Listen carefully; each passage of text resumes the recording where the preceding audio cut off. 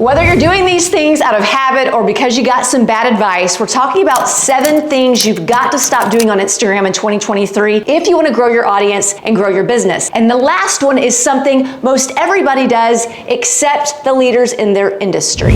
First thing we're going to stop doing on Instagram in 2023 is following one-size-fits-all advice when it comes to how often you should be posting. Some people can get away with posting 3 times a week and continue to grow their account and grow their business. Other people can post every day of the week and still not see any growth. It all comes down to what you're putting in these posts, because if it's not good quality, if it doesn't speak to your ideal person, and if your reach is low, then you can't do what the person who's only posting 2 to 3 times a week is doing and is dialed into their ideal person. You've got to start figuring out what your ideal person needs. Then you got to get your reach up so that you know you are reaching people who are not already following you. Then you got to make sure they are actually following you when they see your content. Once that happens, then we can dial it back and stop posting less frequently. I am not saying to go post twice a day, every day of the week. I'm saying if you're only posting twice a week right now and you're not seeing any growth, then you need to up it to 5 days a week. You need to figure out what's going to go in these posts, which is my next point. The next thing you're going to stop doing on Instagram in 2023 is stop posting without a content strategy. I'm going to give you something really simple. It's something I teach in my program, and this is Video School, and if you're in the program, this is in Module 2 and 3. You need to understand how to get someone to feel when they watch your content. We want them to feel seen. We want them to feel like you are an authority figure who is a big deal and knows your stuff. We need them to feel like they can see themselves in your story. So here's how you're going to do that. You're going to have 4 different categories when it comes to the types of posts you're going to have. These are the 4 E's that I call them: empathy, entertainment, education, experience. Now let's go look at what these look like when you break them down. Number 1 is empathy or emotions. This is what's going to get people feeling connected to you. You're going to share an encouraging quote, share your why. You can also share video of you helping someone or talking to someone, and you can share your life lessons that they can relate to. This makes you human, the empathy part. The next category is entertainment, which it seems like everybody's really good at that one because that's where the trends come in. That's where the skits come in. But if we go all in on entertainment, we don't set ourselves up as the authority figures we are in our industry. The next one is education. That's the one that sets you up as an expert in your industry. So these are the tutorials, the myth busting,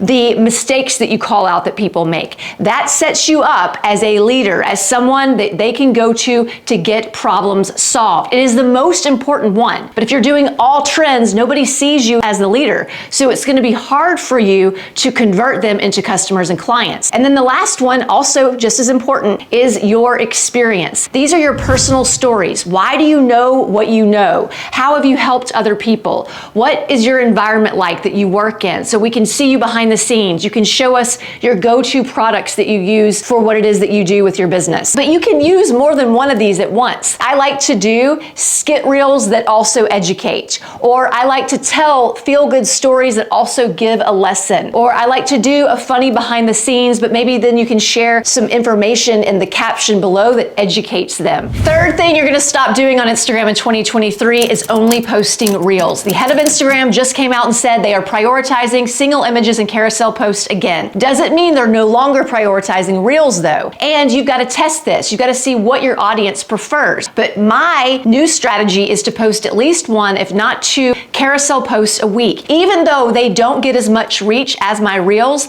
I know that it's giving my follower or my viewer a different experience to learn from me. Sometimes people don't want to watch a reel. They would rather watch a carousel post. Or sometimes maybe they saw a reel and then they come back to your account and then they thumb through your carousel post. You are proving to them you know what you're talking about, which sets them up to be more likely to follow you. Fourth thing we're going to stop doing on Instagram, something that I am guilty of myself, is we're going to stop only posting one kind of reel. So just like we want to rotate through the 4 E's, we want to rotate rotate through the different formats of video. What are formats? Formats are voiceovers. They are music with text bubbles. They are skit reels, if that's your thing. They are talking head videos. Now, something that's gotten really popular is the 4 to 7 second behind the scenes reel, where you put a whole bunch of text on the screen and people are loving it because it takes no time at all to do. But if that is all you do, you are losing connection with your audience. You are less likely to showcase your expertise and your personality if all you do are 4-second behind the scene reels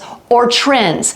We have to hear your voice. We have to hear your opinions. We have to get that eye contact. Think about the people that you like to follow the most. I'm pretty sure if you see them as a leader, if you see them as an authority figure, they are not only doing behind the scenes and trend reels. They are talking to the camera. And if you want to grow your audience, be seen as a leader, and convert people into customers and clients, then you have to position yourself as a leader and an expert. Fifth thing we're going to stop doing on Instagram in 2023, we're going to stop ignoring storytelling. We're going to stop being intimidated by storytelling, because I'm going to break it down for you. So it's going to be so simple. People think they have to tell this really long, in-depth, personal story if they're storytelling. But that's simply not true. All you need is a conflict resolution and an outcome. That can happen in a tutorial. That can happen in a sentence. One way I keep people watching my reels longer is I will give them the hook, then I will slip in a sentence like, this is the same tip I gave my client that got her to 5 figures a month on Instagram. That's a story. She wasn't making money, now she's making 5 figures, and I'm giving you the same tip I gave her. It could also be, this is the exact same strategy I used to grow my following from 0 to 180,000 on Instagram. I just told you that I'm giving you the solution as to how I went from A to B. That's a story. You can tell stories of you behind the scenes with someone. A recent reel of mine was just me catching my husband on camera when he saw me set up my camera in the bedroom for a YouTube video, and he always thinks it's so funny to do a little happy dance when he sees that I've got a camera set up in our room. I simply took that behind the scenes shot unedited and made that a reel, and that is a way for people to see a story with text bubble, no talking on the screen, make them laugh a little bit, and help them get to know me a little bit better. Number 6, we're going to stop using lame call to actions in our posts. I am probably not going to be real popular with this opinion, but I am not a fan of asking people to follow for more for a couple reasons. Number 1, if they like your content enough, it's a given they're going to follow you. But most importantly, you are missing out on an opportunity to get them to actually engage with your content, which will get the algorithm to send it out to more people. Think about it. When your posts or your reels go out, they initially go out to your followers, and we want them to engage with commenting, saves, shares. But if you ask them to follow you and they're already following you, you've missed out on them being able to engage, which means you're less likely to get your content pushed out to people who are not following you. So instead of asking them to follow you, then at the end of your reel or at the end of your carousel on the last slide, say, if this was helpful, save it for your next whatever you were teaching them about.